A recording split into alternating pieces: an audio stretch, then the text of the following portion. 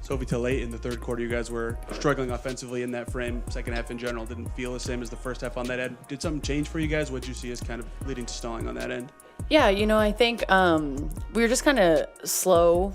And every time that we're slow, especially defensively, it just somehow affects our offense. And Cunningham's post-game fire? We'll get to her exact words and why they cut so deep when compared. Above her head is Cunningham with a steal. Cunningham feeds Sims, who goes coast to coast and lays it in. So they had to make sure they had the right shot clock time as well while they were reviewing that. So Indiana with a 10-point lead here. 6 minutes until halftime as Boston finds some space and knocks it down. Now Sims launches ahead for Mitchell. What a pass by Odyssey Sims. The Indiana Fever's season is officially at a tipping point. After a gut-wrenching 88-84 home loss to the Washington Mystics, a team buried in the standings, the franchise is facing a full-blown crisis of confidence. The loss didn't just drop them to 7th place, it exposed a deep rift between player effort and coaching strategy that has fans questioning the team's direction. Was this collapse an unavoidable consequence of a roster ravaged by injuries, or are the strategic blunders from the sidelines becoming too catastrophic to ignore? Sims with 5 off the bench. Indiana has 8 first-quarter bench points. That's typically been a strength when they're playing well, as Iriafen just bullies her way inside. Now Citron being guarded by Lexi Hull. Hull goes over the screen, defends her really well. Citron just has to fire it up, and a circus shot for Citron. It's up to the chat. Get excited!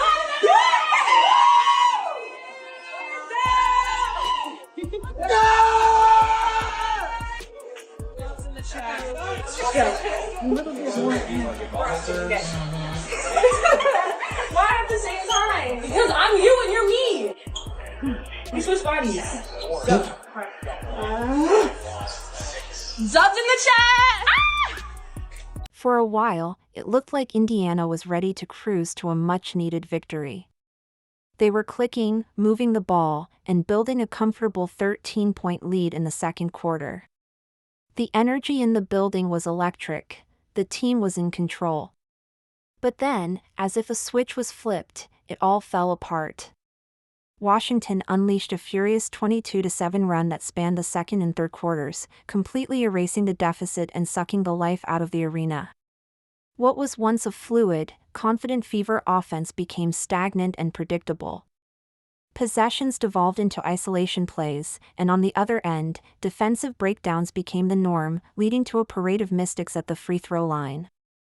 To impress throughout this season, and Sidney Johnson in his first year comes up with a big win on the road. Yeah, I think we over-dribbled at times. Our off-ball movement wasn't there. We did a lot of standing.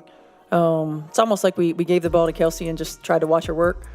And that's not when we're at our best. I mean, yes, certainly we want to have the ball in our hands, but we've got to continue to get movement with and without the basketball. It was getting stuck. I mean, we want to play 0.5 to 1 second basketball, and we weren't. And it's got to get moving. And perhaps the most baffling element of this stunning collapse was the decision to bench Chloe Bibby for the entire game. In a contest where Indiana's offense was desperate for spacing and a perimeter threat, one of the team's best shooters, hitting 42% from 3 this season, never saw the floor. After the game, head coach Stephanie White defended the move, citing concerns over defensive matchups and rebounding. But for those who watched the game, that explanation felt hollow. The defense struggled immensely regardless of who was on the court, committing 21 fouls that gifted Washington 26 free throws. The logic of sacrificing a potent offensive weapon for a defensive strategy that failed to materialize has left the fan base bewildered and angry. It's a move that feels less like a calculated risk and more like a strategic misfire at the worst possible moment.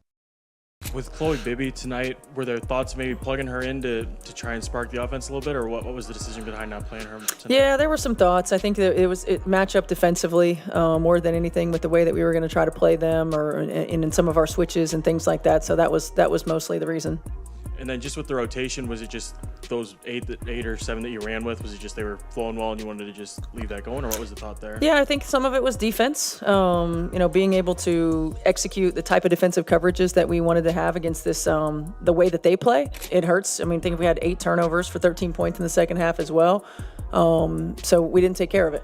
The growing disconnect was on full display in the post-game press conferences, where the players and coach seemed to be living in 2 different realities.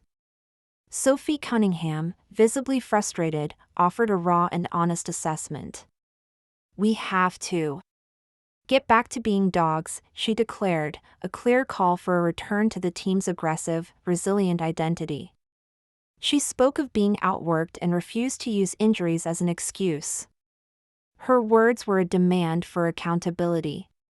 In stark contrast, Stephanie White focused on the technical aspects of the breakdown. She repeatedly mentioned the offense getting stuck and pointed to the high foul count. While her points were valid, the tone came across to many as deflecting responsibility from her own in-game adjustments, or lack thereof. This chasm between player grit and coaching analysis has become the defining narrative of a season slipping away. And I think it was something like a 22-7 run, the end of the second, beginning of the third quarter. And those are hard to recover from when anytime really, but when you're missing pieces. And, we've got to make sure that we're sharper at times. We don't have the margin to have lulls within quarters. And then I believe they had something like 21 points from free throw line and turnovers of their 26 in the fourth. And, we control that, defending without fouling. We control that, taking care of the basketball, decision-making at times. And some of it's, playing some people out of position, and some of it's just not being, valuing the basketball in the way that we need to value it, being a little sloppy with it. On their ball screen coverages right now. Here's Mitchell on the handoff, bounce pass. Boston one bounce and a left-handed finish. Here's Boston, the offensive rebound, flips inside to Howard, who lays it in. You go step up screen, flare on the weak side. They had to make sure they had the right shot clock time as well while they're reviewing that. So Indiana with a 10-point lead here, 6 minutes until halftime as Boston finds some space and knocks it down. Of course, no conversation about the Fever's struggles is complete without acknowledging the devastating impact of injuries. Playing without their superstar rookie Caitlin Clark is a massive blow in itself.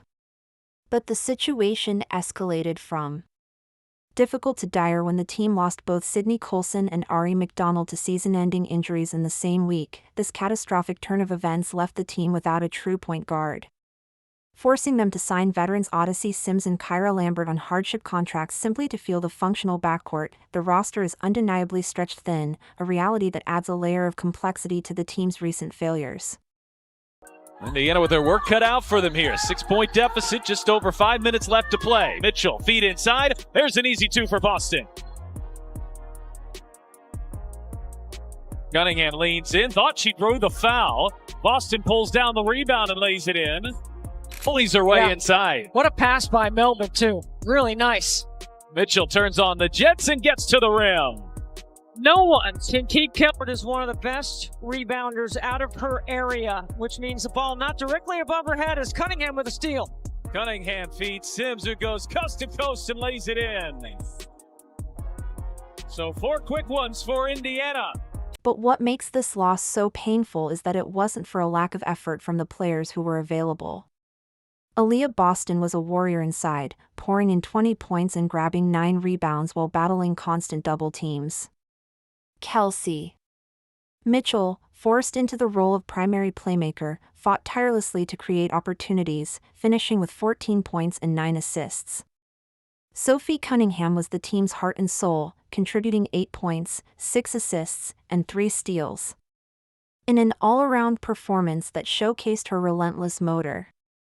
And Odyssey Sims, in just her second game with the team, provided a vital spark with 11 points, proving she can be an immediate contributor. The players are fighting, but their efforts feel wasted when the overarching strategy seems to fail them in crucial moments.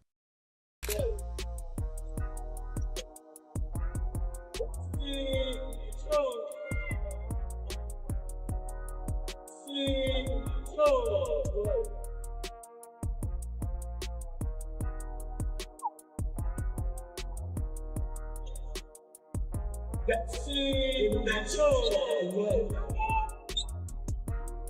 I think the thing that we just have to continue to do that kind of got us on the run we had before the last couple games was we were aggressive at the opponent attack on defense, and that led to easy transition buckets. That led to everyone being aggressive and on their front foot on the offensive end. And, we have new players, and that's okay, but, we just have to adjust, and we need them.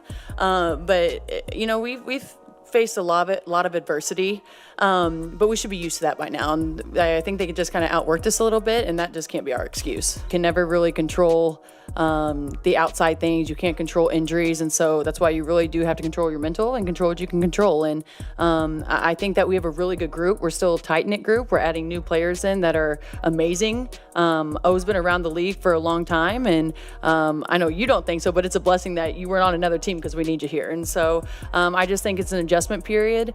The highs and lows, you just have to stay kind of steady, right? Every team faces it. I feel like we faced it more than most this year, but I think this is going to set us up for something good. I don't know if it's this season. I don't know if it's next season, but I think there's always something that you can be grateful for and learn during those hard times. This isn't just about one bad night.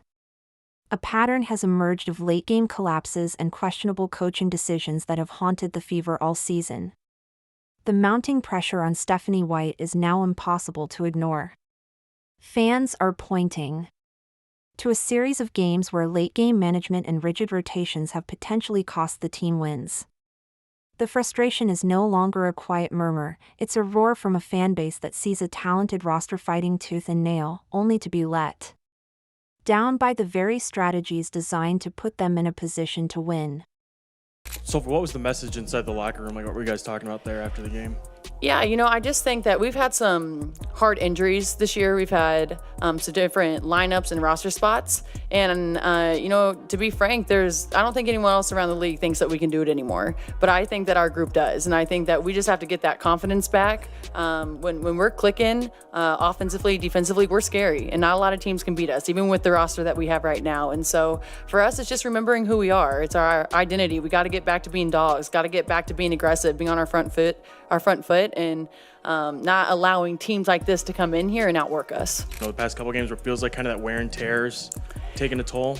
Not really. And I think that she kind of hit it. You have to give yourself a little bit of grace. When you have so many different lineups, O and I have never played together. O hasn't played with a lot of people, maybe Tosh. But you have to know her style. She has to know our style. And so it's different, but that's part of being a pro. You got to adjust and you got to learn fast. And I think that's a really cool thing too, because when you click, you click. And so that's scary for people coming in here and trying to play us. This leaves the Indiana Fever at a dangerous crossroads. The team is a tangled mess of injuries, questionable strategy, and undeniable heart. The players have shown they are willing to carry the load, but the leadership from the sideline is under intense scrutiny. Can this team rally and overcome the immense adversity they face to make a meaningful playoff run, or are the cracks that have been exposed in this loss simply too deep to repair? The answer to that question will define the rest of their season. What do you think is the biggest issue holding the Fever back? Let us know in the comments below.